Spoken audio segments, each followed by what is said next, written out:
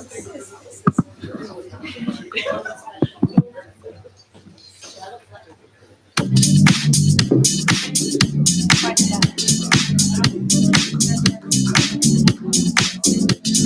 Thank you. All right. Good afternoon, everyone. How are you feeling today? Good. I see beautiful smiles, beautiful energy. Thank you for coming. We would like to welcome you to our Future of Clienteling expert panel by Beyond Digital Luxury. I'm Raquel Silva, and I will be your host today. We hope you leave this session with more insights and hopeful for the future. And without further ado, I would like to introduce my business partner, Bettina Sehorsch. Please come here. Bettina is a former Chief Digital Officer at Piaget and a long life Hi, welcome. Amazonian. Yes. What? Perfect. Technology. I hope people are not too tired after the lunch. Excited to have you here. Thank you. And we have also an amazing speaker, Roberto Marino, former General Managing Director, Switzerland at Bulgari, with experience as well as Gucci and Swatch Group. Thank you for coming, Roberto. Thank you. And also the amazing Olivier Jolidon, Global Head of CRM, Analytics and Insights of AMAN. Beautiful locations and resorts, maybe considering for the summertime, also with experience in Estée Lauder companies and Fairmont hotels and resorts. Thank you so much for coming. Let's give a round of applause for everyone. All right. Let's get started. How can luxury brands leverage technology as an enabler while maintaining a client-centric approach, Bettina? What can you tell us? Yeah, thank you for the question. Online is for many, many people the entrance to the luxury world. So about like 100% of the people actually look at the website and they look for storytelling there. So I think online brings the people to the brands. And I think the brands can leverage that storytelling to like talk to the clients firsthand. So there's no filter in between. And I think from the more technical perspective, I think online is definitely, or digital is definitely an enabler.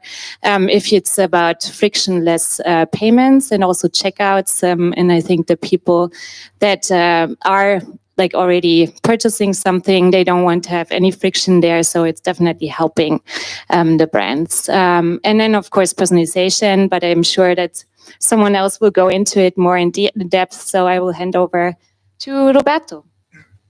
Yeah, hi. No, indeed, technology can help, definitely. As you said, first, because of giving the right visibility to the brands, you know, that online and digital is important.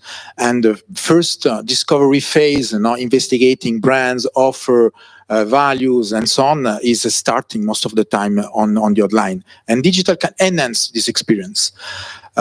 Secondly, I think is really important and crucial is that when we talk online and technology, today we see that the omnichannel is a different approach. Now we have just only not to offer an experience on the website, but the story starts before. So it's important to offer an omnichannel, really a journey, because the client will have an online whole journey, and it's important to be seamless. Not that we start discovering the product, and when the client wants to enter in touch, maybe and interact online with the brand, then the technology is not there to really enhance this experience. So that's really the seamless experience. I mean, I think is crucial, and technology definitely has to help this, interaction between the brand and the client. I think I'll just go back on the omnichannel, what you said. It's very important. So first, maybe is to understand like what is the customer journey that you. It can start from offline to online, online to offline. So really like understand really the paths that your customer also like want to have, and then understand like what technology you need. So you need like a strong setup, but you also need like something that also like enable like your employees, but also like the guests that you have. So it's really like the whole facet in that sense. Understand what you invest and what you don't need to invest. I think there is a lot of companies out there that are also like buying some tech, but maybe never using. Is that really like the first that you need to invest? Maybe not. So really like think about the foundation, think also about what your customer is willing to have, but then really coming back on what you said is the omnichannel. So how to maybe have, if you have the experience like in a shop or like in a hotel, in our case, it's really like offline to online. So, and then back to online to offline. So everything needs to be consistent and everything needs to be aligned with your strategy. And Olivier, since we're talking about omnichannel, how do you say would be the common pitfalls or best practice that brands, luxury brands can do and use to bridge this intersection between online and offline from your perspective? I think, as I mentioned, like the main pitfall is sometimes you invest too much. So you invest and you're not ready for the technology. So I think that's really, are you ready? Do you have the team? Do you have also like maybe like the tech stack that is supporting you? Do you have the data? And really back to the data is I would say the most important. How clean is your data? How can you also like push the data from, I would say, core system? Is it in a hotel? Is it in a wellness center? Back to the core system, and then also back to the system that we use for clienteling. So I would say that's really like the main do's that you need to understand how you want to do it. How do you also want to connect the dots? How quick do you want to do it? Is it like one day enough, the latency, or is it maybe real time that you need to have? So really, like that's really the do's is first, don't start without knowing what you want to do, and then really like look at all the different details in terms of timeline, in terms of resource that you have. And then obviously the don'ts is don't rush. I think it's a decision that you need to take not only like in one department, but it's a culture, or it's almost like a transformation within your company. So I would say that's the do's that you should have. Roberto?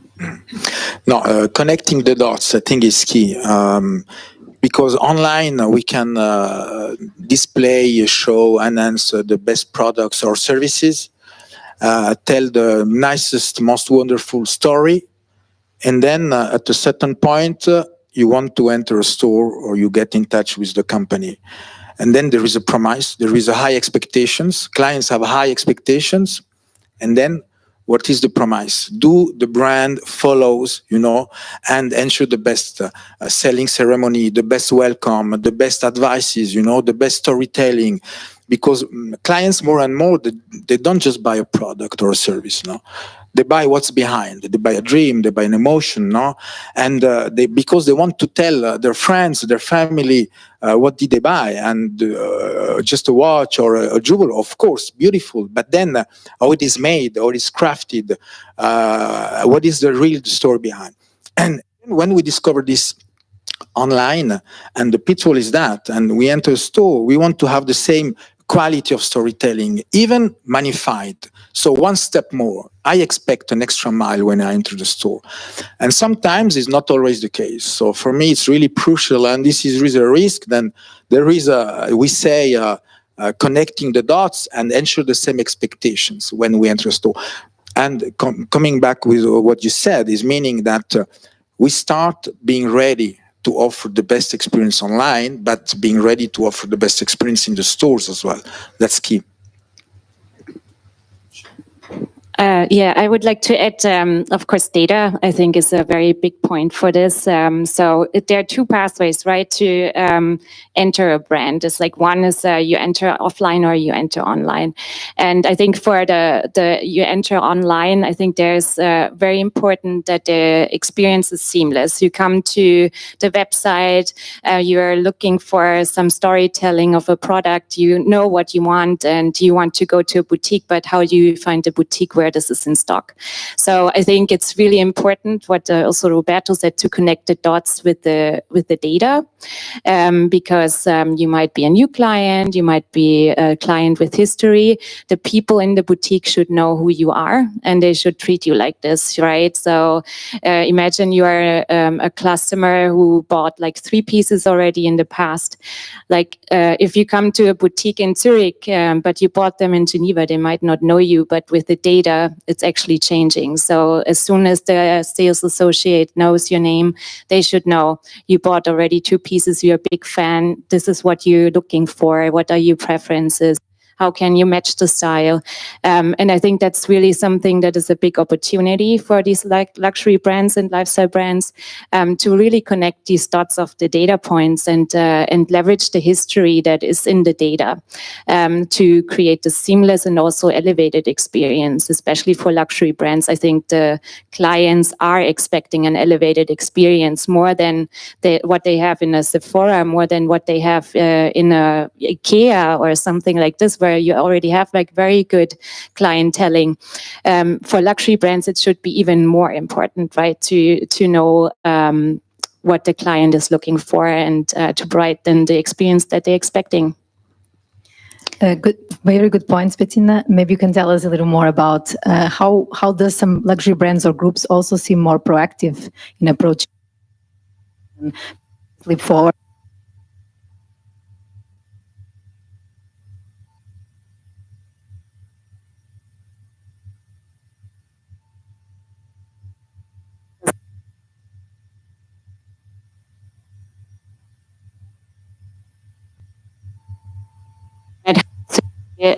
Like really entered in what people are doing of the value creating departments, which means, for example, I was the Chief Client Digital Officer at Piaget, and I was also part of the executive board. So I was actually shaping the brand strategy as well. And that was strategically put like this because they really wanted to have the role and the digital part embedded in their strategy. And I think brands that are not doing this, they are also lacking like just the digital part to be like part of everyone's work, you know, like one department cannot drive digitalization. You need this to be in every single head of your company, otherwise it will not work. And I think how to do this, to just resolve that for these brands, I think they definitely need advisors, someone from a industry, for example, that already does it very well. And then I think then it's easier to learn from the experts and then bring people along rather than inventing it yourself again, because that's going to take longer. Yeah, if I may add, absolutely aligned with what you say, Bettina. And it has to be, there has to be a strong commitment from the management. I mean, management is the head of the team, is the team leader, is the head of department, is the head of the company.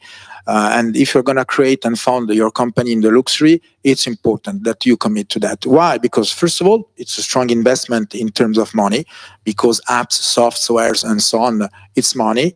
And then if we go behind digital, but clienteling in the end is happening as well offline. So it's events, happenings. Now there is an organization behind. So it's money. And if to move money and get money, we need to have a commitment from the management, or at least that you ask for, that there is really this vision and this mission that is embodied by management. The second is that digital transformation, and especially in clienteling, changes the way to sell. So it's a change of behavior. So salespeople in the front line or in front of the client will have to integrate elements coming from maybe a different selling ceremony, integrating elements of digitalization, and they will have to move, maybe if not used to that, into a new way. So going out of the comfort zone.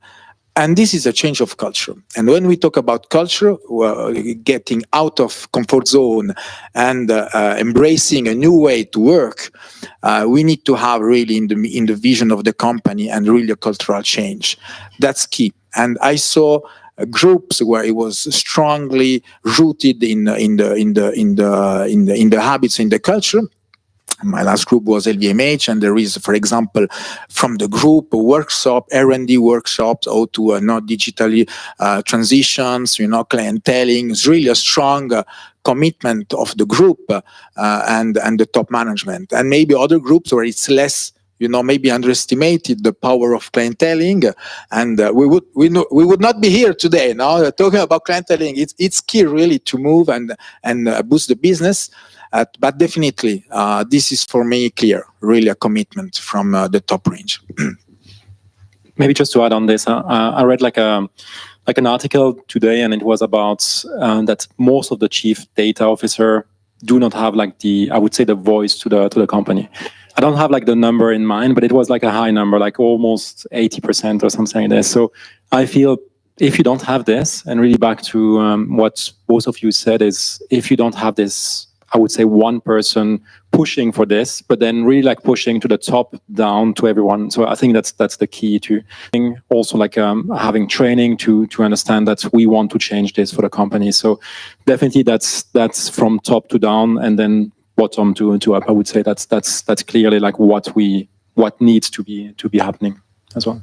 And if I may add, Raquel, you tell me if I speak too much. Yes. And I always start, benchmarking. When you enter a business, whatever, a company, start looking around, other brands, small, medium, large brands. And, when you see that this is effective, it's working, it's bringing satisfaction of the client, because then you saw the feedbacks. On the social media, you have echoes, you have feedbacks, client speaks. So you see what's working and what's not working. So just have a look where the field is more green, and getting inspired, bringing your people there, let them live this experience. Is the best way then to finally is a good argumentation to push and to push this client culture transition. Yeah. Thank you. Since you are on the flow, is there any example of a good clienteling experience that you feel like sharing? Oh, mamma mia! So just let's try to filter. For me, there is the basics. I expect, as a client as well as a client. I'm talking now as a client. Okay? There is basic where I'm followed from, because it's a contract. That when we start entering the community of a brand, we have to subscribe and to tell, yes, I want to receive. Okay, usually it's the first step, which is online or physically on the store. It's a contract, and thanks God it's a contract, because then there is all the confidentiality, which is ensured from the brand. Okay, so you start the contract, you start sharing something with the brand. And then you start entering the selling process, being welcomed, giving data, to the company, and then they can manage, follow you, birthday, wedding date, and so on. And they suggest you some things which are either suggested from software, right, or from the salesperson. And one example, which may sound stupid, but for men is important, especially for me, is the wedding date. Mamma mia! So I always forget my wedding date, and it happened to me more than one time that the brand were recalling me, and not only recalling me my wedding date, organizing, suggesting for me where and which gift to organize for my wife. So don't share it with my wife, please, because she thinks that it's my initiative. But it's a stupid example. But the impression I had is, they went behind my expectations. Today, being aligned with the expectations is not enough. Because a product, a service, brands say that everything is unique. The product is unique. The service is unique. Yes, of course, it's unique, but there is many unique products. Okay, so when we enter a market, we have the choice. So then there is the affinity. I have an affinity with a brand who is giving me something more than what I was asking for. And this is a case. Then you have experiences, and I will be quick. You have Panerai, for example, not just to mention, it's in the press now. There is limited edition watches, beautiful, looking for like yours one, but from 20,000 up to 120,000 Swiss francs, 50 pieces worldwide. You buy the watch, but you don't buy only the watch, you buy the experience. So it's 1 week of experience. And it depends, the concept of the watch. It can be a jungle adventure 1 week. It can be 1 week with the Luna Rossa simulating a race in Barcelona. So things crazy that money can buy. So this is for me really a highly tailored and personalized experience. It things that a brand can offer that money cannot buy.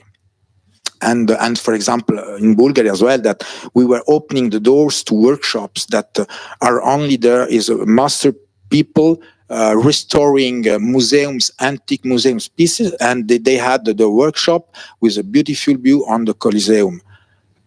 Not open to the public, but we could have access to that. Impossible to have access to that. We could, and you could look like the joy of the clients when they see this and they can benefit from this. So really, depending on your brand, on your company, what is your territory and what can you offer to a client that money can buy?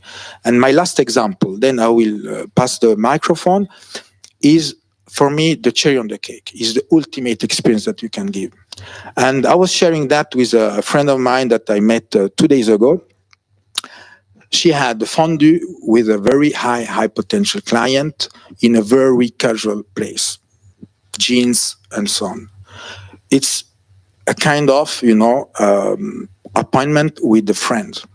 So when you arrive to a stage, but it's a long way, you cannot tell a client, let's be friends and let's have a fondue. No, I mean, when a later stage, you have such a relationship with the client that you can be very authentic to yourself, very casual, and he can be or she can be very authentic.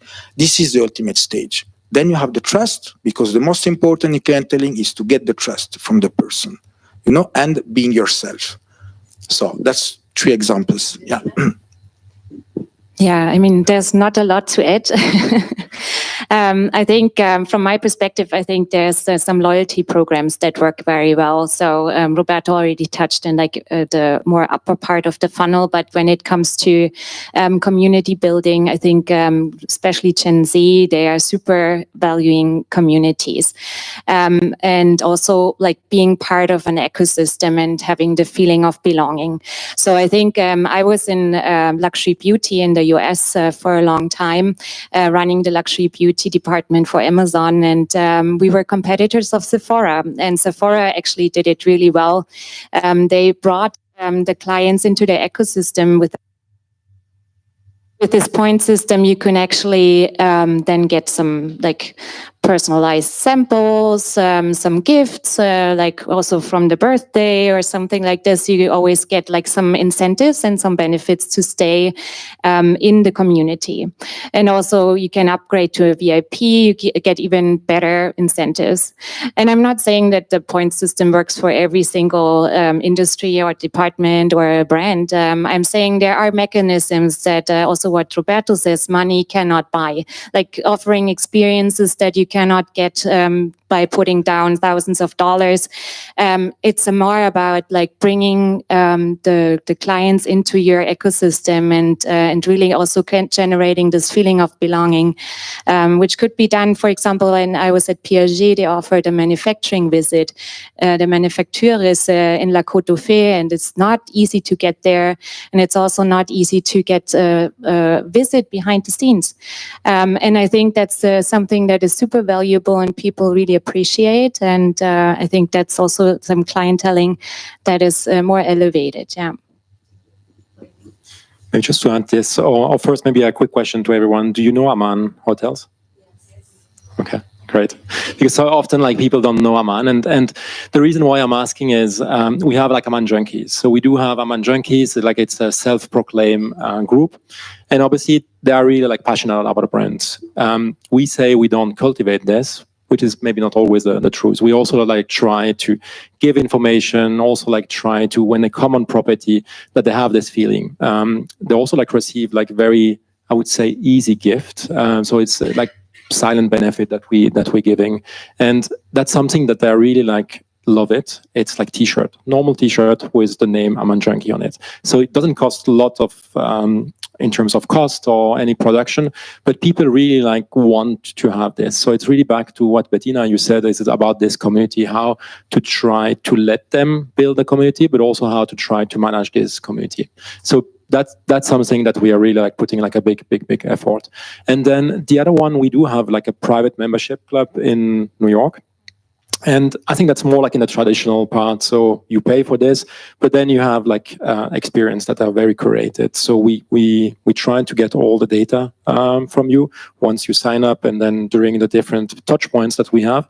But then we know that we can invite maybe Novak Djokovic for like a session about wellness and tennis.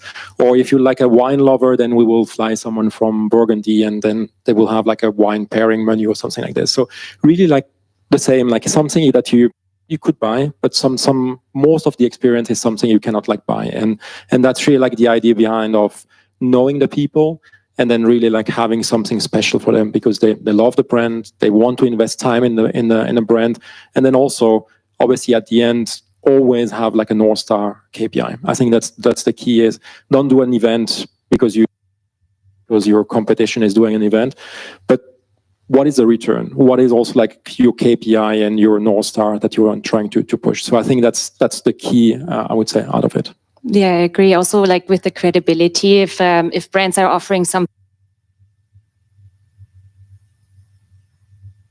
it's not credible anymore, right? So I think it's really important that the brands find a gift or like an experience and they offer this so that they're really inviting people to join like the ecosystem, and also the like just offering an experience that matches to their brand. And they don't have, like, for example, there's like lots of examples of testimonials that don't work for them, influencers that are advertising the brand that doesn't really work together, and then it's very easy for the Gen Zs and also people that are very used to social media to like not be happy about it, and they would talk about it as well. Perfect. Let's then talk about these new generations and the geography of our clients, right? So how is this working in different, especially in the digital context? So different regions, different generations. We still have to cater for all of them. How can we learn, and what should we keep in mind, Olivier? I think you said it, like it's different context, so different customer group, different region. Looking at China, I think everyone is trying to understand Chinese customer, what to do there, how to play with them, and really how to also like have something meant for fully, I would say. And obviously we did, and we're trying to put it more like on corporate, but I would say the property there had like different initiatives with WeCom, with WeChat, and really like also try to nurture this. That's also coming back on the WeCom is creating like small group of people that love this and this, and all this came from the property. I think obviously we were like more like understanding this, and now in the future we're trying to put this on corporate level, but it's to understand, but also let the culture of your company also like dictates like where to go. Because sitting in Switzerland, maybe you don't know anything about China. So how can you learn from people from the region? Obviously, then you need to understand, does it fit the brand? If yes, how do you also like elevate this to the corporate standard and then use this, I would say.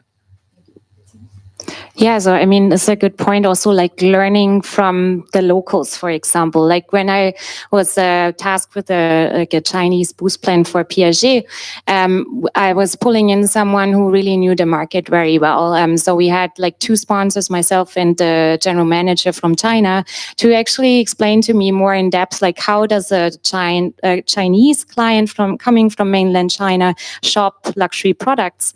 And she told me like they are traveling. When they're traveling, they're not just strolling around like the Europeans or the US people. They actually have a very, very dedicated plan to where they go, which boutique they're visiting, in which city. They know the price point, that product that they want to buy, and they really like are very targeted when they are traveling and then purchasing luxury products. And I think that was like super interesting for me. And of course, there are some guardrails for clienteling when it comes to the Chinese clients traveling, because you have PIPL, I'm sure like lots of people know about this regulation, where you cannot follow them along, like when they're preparing their travel.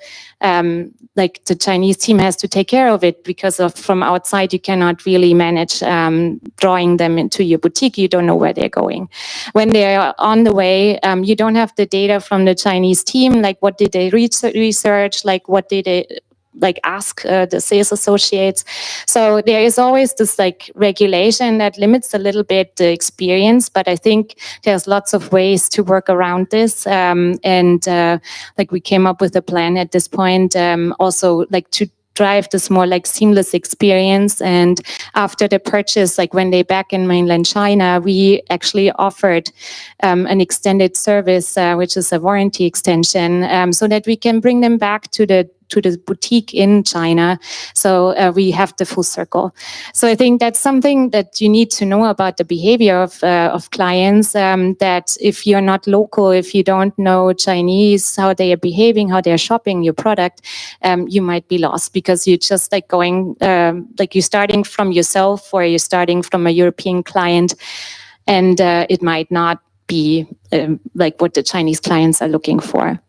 And then, of course, like when you think about another demographic or geography, like Korea, we were just visiting Korea last year, and I learned there a lot about how the Korean clients are shopping. They're more shopping on locally, so it's not about travel experience, but the Korean clients, they are very digital, and brands, they had to understand from the beginning, so that they get successful in this market, they need to understand that they need to have an app. They need to have an app that is not in English, but in Korean.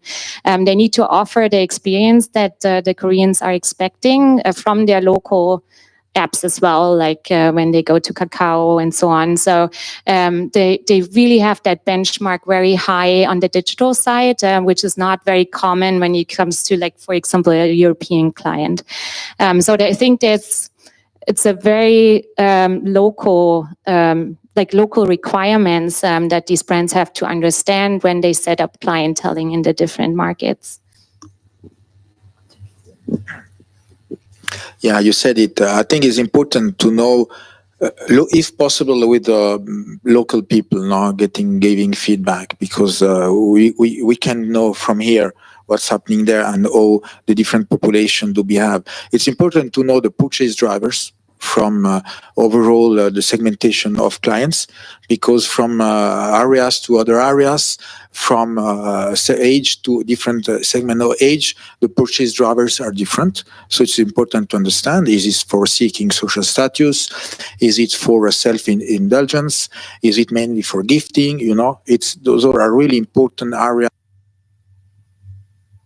and drive all the emotion. So that understand, and it may be to millennial, not millennial, but no. So from this is really key to know. We can take the information from local people. We can take the information from market research. Now we can order market research that quite good and in a very extended way explain this. We can organize, market research for a specific, for a brand that's ask for some money. Usually it costs 40, 50 to 100,000 Swiss francs, but can be something that for a medium luxury brand can be a really good investment. That's a step. And the second is indeed, as you said, Bettina, the way that how they get in contact. How do they behave online or offline? And I will just give an example, is that China, in Europe, we are luxury brands are wondering if to enter TikTok or not. Some are starting to do, other not. I say, well, it's not the case. Okay. So I understand the question. The Chinese TikTok is doing, you know it, and all luxury brands are there. So it's not a question. So different are the demographics. So it's so important to understand the different demographics, that not to go on Douyin nowadays for a luxury brand, it's a mistake. To enter TikTok maybe today in Europe, I'll let you the answer. Maybe it's too early, maybe not. But just to show that it depends on from where your clients is coming, the strategy to go on the market may be completely different. Thank you, Roberto. And taking the lead on that, how do you see AI or new technologies empowering clienteling, or for your idea, what could be a future trend that we should keep an eye on if you want to be successful in the future? Yeah. So for me, I think that there is two big trends, no, for the future of clienteling, right? This is the question? Yes. Is this the question? So difficult to answer. So I think that we are in luxury, right? Here we are a community of luxury fan, at least, and the ultra personalization, the humanization, for me, is really is something that we are born really with high personalization. In the past, luxury brands hundreds of years ago had really a one-to-one relationship with their clients. Okay, it was another world, fine, but we have to learn from the past. And nowadays, the risk is that, and through the technology, the risk is that we lose that. So I think that the technology should be used to enhance this one-to-one, this personalization. And, it's not a paradox because, again, the platforms like, for example, Douyin, technology today, they can support one-to-one views, they can support KOL, which is not anymore the term that we should use, key opinion leaders, but key opinion consumers. From a study from Deloitte, meaning that they, in the customer journey, they are able, one platform, to offer different, to follow the client. The client can discover, then the client can enter in discussion with the brand, the client can get advices and suggestions from another client. So they have been able to develop technologically a platform that is able to cover all the needs for my clients. And that goes into, for me, personalization. So technology can help into that. And the second for me is the security, is the corporate, is all what is to protect data, because we talk about data, big data, and so on. And for me, the future has to ensure really data protection, and to ensure product authentication. Technology nowadays is able to ensure product certification through NFTs, blockchain, and so on. And that's is something really important. So authenticity of products and of data protection. I think one trend and one good news is that technology is way cheaper now, so you can really also buy this. You can also change it a bit. So I think that's a key advantage. But then how to use it, that's another, I would say, another part as well. But I feel if you use it smartly and then give back to the all the employees that you have, is it in a hotel, is it in a restaurant, is it in a wellness center, it's really to empower them, but also to make it quick and easy for them. So often we build something at corporate, we feel that's the best tool that they should use, but do they really have the time? At least if you see here on the property, you go down, they have a lot of, they're walking, they are maybe not at the computer, they don't have the time to understand how to use the system. So how do we give this information back to them? AI will help, definitely. I think there is other ways also to push the data and almost say, what is your preference? What is also maybe the next action that we should do? So definitely AI, definitely a modern SaaS or cloud tech stack will also help in that sense. And then I think that's really where brand should invest. I would say that's the two things. And then also all this obviously moving to a cloud, to security, it's also something that will also help, because before, in many industry, we had name of client, information of client on paper, somewhere in the shop, in a hotel, and all this. So that can be changed, and I think that's also something for good news as well. Yeah, I guess I agree with both of you. To add on to this, I think it's also important, two things, really leveraging the feedback that you get from clients, because with the digital interface, you get so many data points that you can leverage. And often people would say okay, but this is just one feedback from one client. At Amazon, when I was working there, we had lots of client feedbacks, and we leveraged this for a framework that's called continuous innovation. And what we did is we used one feedback or maybe two feedbacks of clients, and we were looking at what's the business case behind it. And if you have a business case behind it, you can then see And if we decide to fix that issue, then it's of course very great to have technology to help fixing it, right? So I think it's a big advantage from digital, that you have that data points.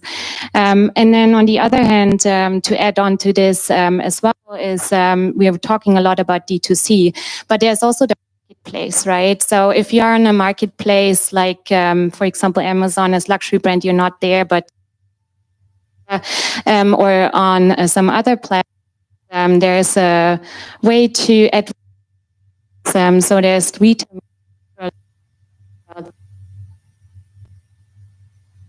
people to anticipate cross-selling of clients.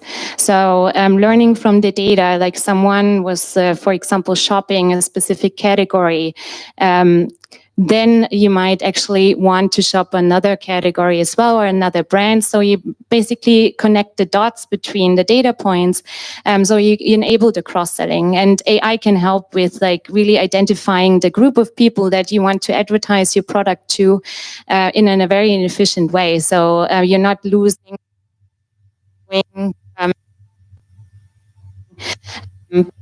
tailor your campaign and your advertising to a specific target group that is more likely to shop from you. So I think that's a very valuable way to do it. Thank you. And before we move to our Q&A session, so prepare your tough questions for our audience, I would like to have a little challenge for the panelists here. In one word, how would you define the future of clienteling? One word. Bettina, you can go. You have the mic. I think I would say being proactive. It's two words, sorry, and explain it. I think being proactive is we learned from COVID, right? During COVID time, like all the luxury brands, they provided such great experiences digitally suddenly because they woke up, oh my God, we need digital. And then they actually surpassed some of the brands that had it for a long time. So for example, when it comes to the digital catwalk, the virtual one, or virtual selling, that was something that people really appreciated during that time. So they can actually do better than they're anticipating, and they are moving fast. The downside here was, of course, they were rushing things, so they were an MVP and like a minimum working product. Clients were not very happy about it because they couldn't have the full experience, and also and they didn't really know in the boutique anymore. What should they do first? What do they need to learn when it comes to a specific feature that the clients are not using? And then they come to the boutique, for example, for a pickup. How does that work? So they were quite overwhelmed. So I think by being more proactive and launching things now that they learned from other industries, from other brands, or just during the COVID time, from their clients directly, and fixing these now instead of waiting for another rush, be my advice. One word. Empowerment. I think empowerment is really, and I explain it, is the same as it's really like how to not only like deliver the best service to the client, but also bring the culture down to everyone. So everyone needs to understand this passion, this luxury about why we're doing this, how can I use it, and I feel that's something often missing. It's really like how to train people, how to make them really like using it. But if we do something, will they use it? And I think that should be also one of the KPIs, not only like doing the best, but how to bring this live with all the employees. I would say extra clienteling, meaning extra mile. So we are talking about clienteling, so being client-centric. One suggestion I can give you is put yourself, professionally of course, in the shoes of your client. And ask you each things that you or your teams are going to do. This will surprise and as an extra mile from my clients. And you will see that most of the time is, no, it's the minimum we can do. So it's the basics. You know, that was my case. Huh? So hopefully it's not your case. And then, okay, let's start from this and say, okay, now what's going to surprise? What's going to go behind this client's expectation? Okay, let's open to discussion. Okay, again. And will this be really an extra mile from the client? Yes. Yeah, we got it. So for me, is extra clienteling, one step ahead. Thank you. So productivity, empowerment, and extra mile. So we ask you also now to embrace these values, and we're open for questions. Anyone, please, you can say your name and give it a try. Share. Thank you very much. My name is Dee. I'm with Lux B, which is Luxury Brand Engagement. If I may direct this to Roberto, you said something interesting, which is the paradox inherent to technology. You've got, on one instance, this hyper-personalization, and at the same time, there's actually this real risk of losing that humanity and connection. Could you just give us a little bit more of an insight as to how we can bridge those gaps, please? Yeah, thank you for that question. I mean, I think it's the key challenge of the future of clienteling, because we go into AI, we go into predicting behaviors of clients. We go into, and the risk is that it goes into common things that now people is put into a group, and with a consolidated evaluation and analysis, and then that we are going to propose things that is worse for a group of persons. This is not personalization. This is the opposite. So for me, it's a pitfall, it's a risk, a big danger of the AI and what's going to be produced. Now, this is why I say, yes, digitalization, transformation, technology, but please, remain human, because the human touch, the contact with the brand, with the product, okay, we buy online, that's great, and in some demographics is important, vast territories and so on, or speed of transaction. But at a certain point, the client will come into the store, and when the client enters into the store, be sure you offer the best experience. So for me, is in the whole client's journey, make sure there is a point where the client enters in your store, your shop, your hotel. I mean, for the hotel, I think there is no choice, no? I mean, they will sleep on a virtual cloud. That will happen in the future, not now, thanks God. But be sure of this. But please, this moment, the client enters, you have to be wonderful. You have to amaze. And the promise you are giving online, you should be even better and stronger on the field. Okay. Who else?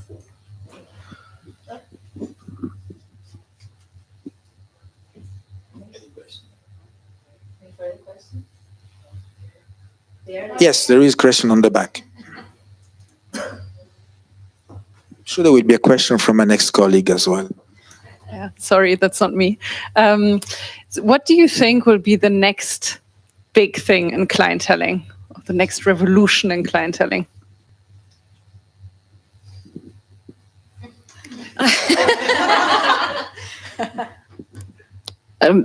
The next revolution in clienteling, I think it's very tough to say. I think there's lots of technology that is now coming, like AI-based, but we get to know from Salesforce Ventures and also like Plug and Play and so on.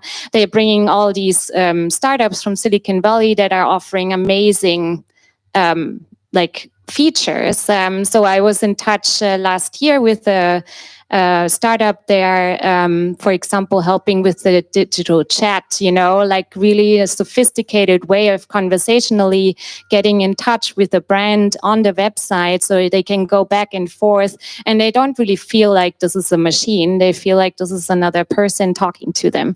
So I think with AI getting more and more smart and developing, and also the brands feeding in their data and the storytelling into the machine, I think it will be super sophisticated.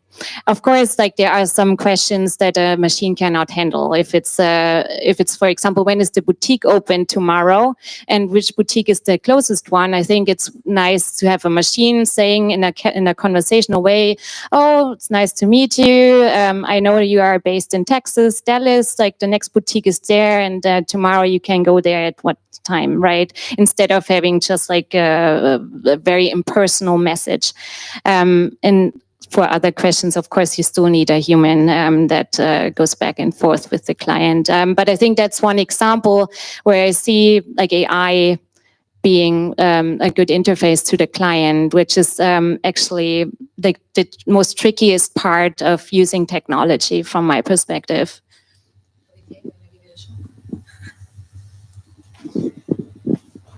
Nothing the same. I think definitely like you have so many touch points that you need like a solution, AI or different other solution that can really like understand this data point, then summarize it and then use it as well. So if you take like a WhatsApp communication between like an agent and like a customer, is it only for communicating about the opening hours, or is it maybe also like capturing some information, putting back on a preference, and then also like using this as a next, I would say like a next discussion or next touch point. So really like having this meaningful data, I would say almost gathering this data and then using this data.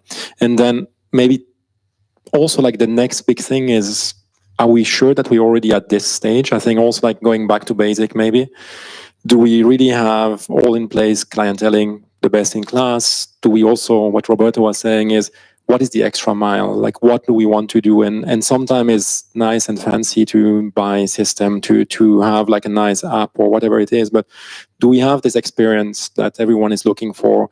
Are we better than the competition? And I think that's also going back to great tools, but then also back to the culture and training. Just one thing that is interesting is that today, I mean, the brand is driving the client in the, let's say, the customer journey, you know, the risk plans, and the better it's planned, the more efficient it is. But one day, I'm sure that is as we are talking about being client-centric, is that the client is going to drive his own journey. Today we can choose not to enter at a certain stage of the journey. This we can choose, but then we are driven and followed. I mean, it's mainly the brand, right? So at a certain point, maybe it's like, you know, there is some games where you can choose your path and you know and change worlds of, and it could be something that's really driven by the client. Today, it's difficult to go to a brand and say, oh, I would like to attend this event, or I would like to, you know, speak to your ambassador, or I would like to. It's mostly we are invited to. So, but let's think about what could be if our clients do decide, you know.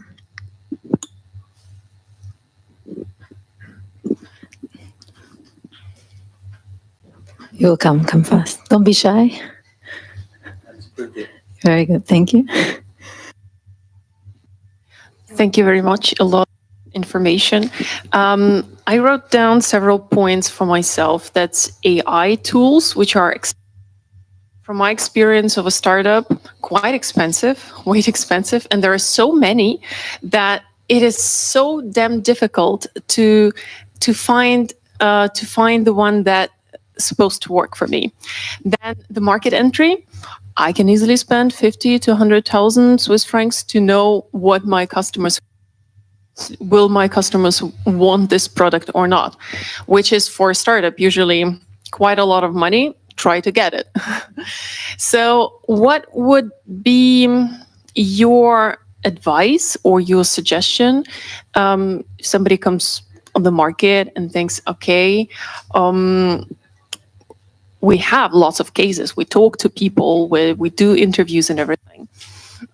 How to prove to the end client, if it's a B2B client, of course, you know that it's going to be a client behind the B2B client. So what would you think is the strategy to avoid costs around it, and to get to the point, this attachment to the client?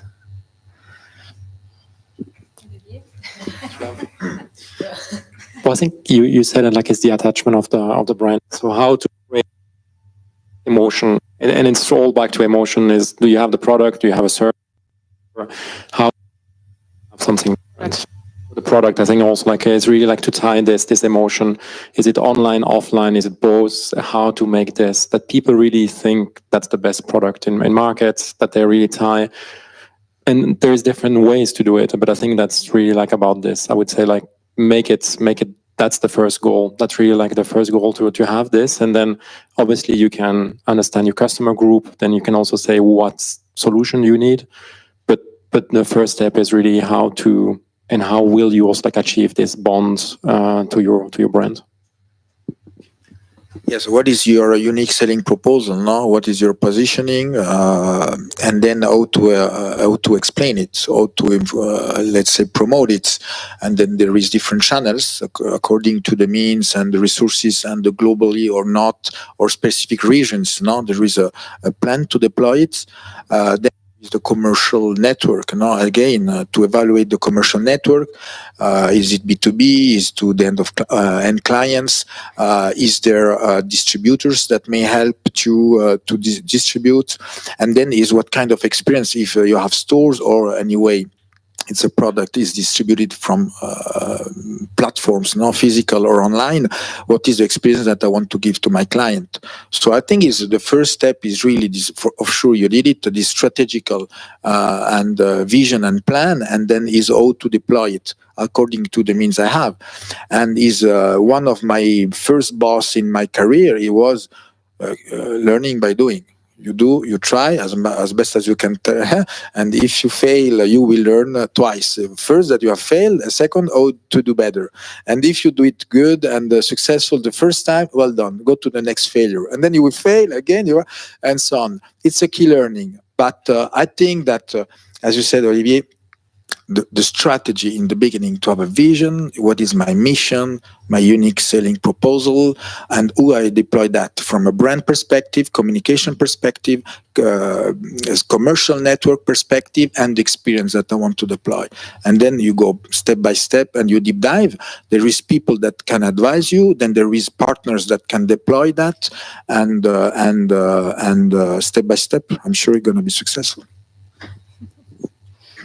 Yeah, I mean, also like really having control on your brand positioning, I think is very important, and knowing your competitors, because you can learn a lot from them and the same mistakes. Right? So I think just to keep it short, I think these 2 points I think will help being more successful and also like getting tractions faster.